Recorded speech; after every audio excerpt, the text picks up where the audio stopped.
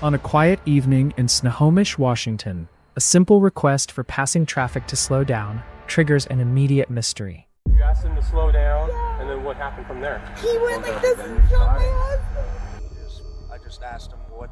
A dark sedan briefly halts before vanishing into the night, leaving officers with no immediate answers at the scene. And then, I asked them to slow down.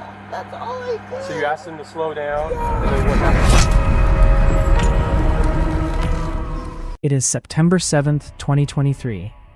Just before 8 in the evening, a married couple steps onto the road to guide a small herd of deer safely across the street. And then, I asked them to slow down. That's all I did. Standing at the end of the driveway is 37-year-old Daniel Spaeth, a correctional officer at the local prison complex. so where did it happen at? Right here in the street? Right here. We were in our driveway. Okay.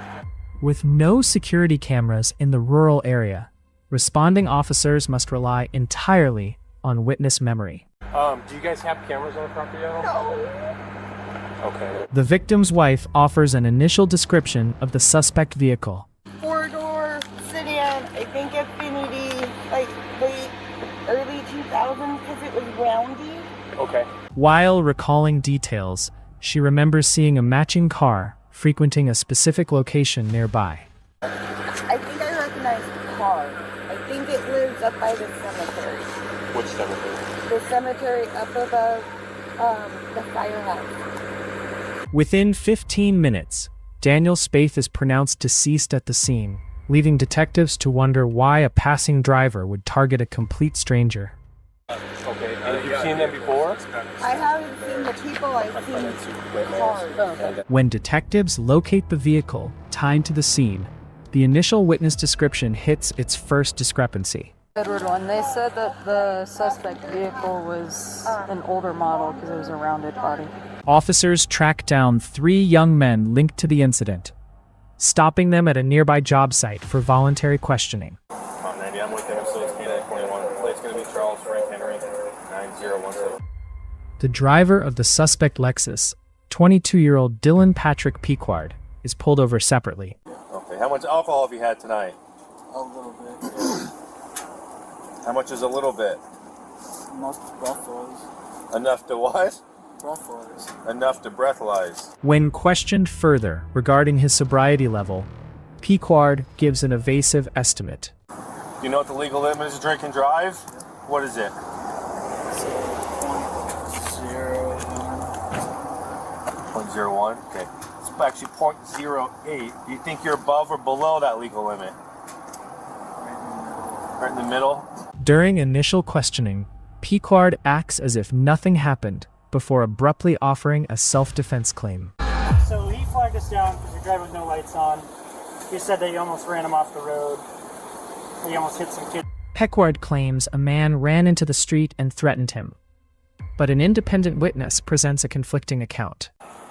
And I saw him in the road right there, so I thought a car had just possibly hit him. But so I jumped out, and then I see it's his chest. So I start calling 911, and I was hearing 2 white males in a black 4-door sedan shot him. Detectives separate the passengers to construct the exact timeline inside the suspect vehicle. I had gotten in there, and like even before we were already discussing, I was like, yeah, I want to ride with Dylan, you know, so yeah. Passenger timeline tracking establishes the vehicle's exact stops prior to entering the neighborhood. Yeah. You stop at a gas station, you think like a 76? It was a 76. It was the Trussell station. Okay. You stop at Trestle Station. Okay. And did you stop anywhere after he picked up his car? No, it was just pick up the car to Cyrus's house, and then on the way there is when he did that. The passenger, Matt, recalls the moment the vehicle slowed down near the driveway. But like I don't remember clearly enough, but it was either a bullet, like he was either showing me that it was a hollow point, or he was showing me that it was a casing. The specific terminology used inside the car reveals specialized ammunition was involved. He told you it was a hollow point? Yeah. Okay. He used that specific terminology? Yeah, he said it's a hollow point, and I was like... Okay.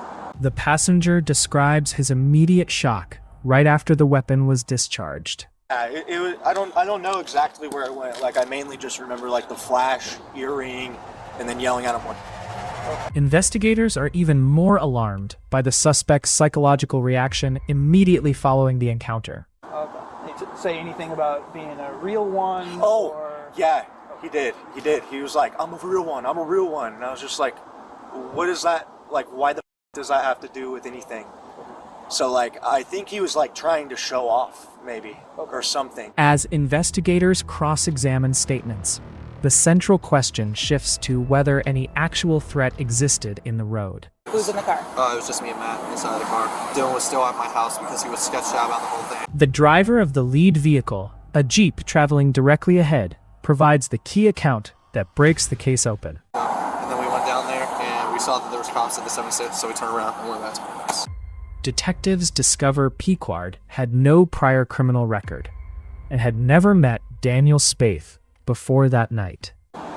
Never seen him act like that before, let alone even do it. So, Two complete strangers crossed paths for less than 10 seconds, resulting in an unprovoked escalation. Okay, so you saw cop cars and we're like, I'm not going there, and just went back. Did you tell Dylan the cops were there?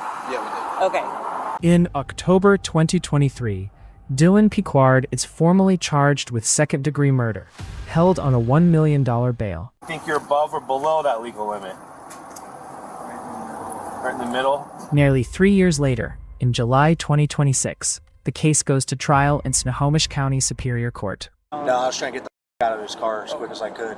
Piquard testifies in his own defense, admitting he saw no weapon on the victim. Like for some odd reason, like I don't know why, but like I do remember him saying that. Yeah, he like said, "I'm a real one, and then oh yeah, and then I was like, you don't have to shoot at somebody to prove that to anybody. And then yeah, I remember that now.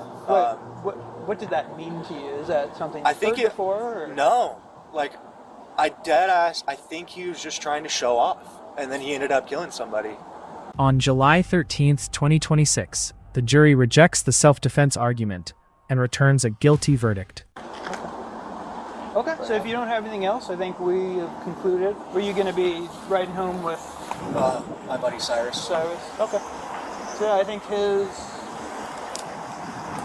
interview is finished up. So I think that's him up there at the first truck. So alrighty. Thanks again for the cooperation. With mandatory enhancements attached, Piquard faces up to 29 and a half years in state custody. Anything else?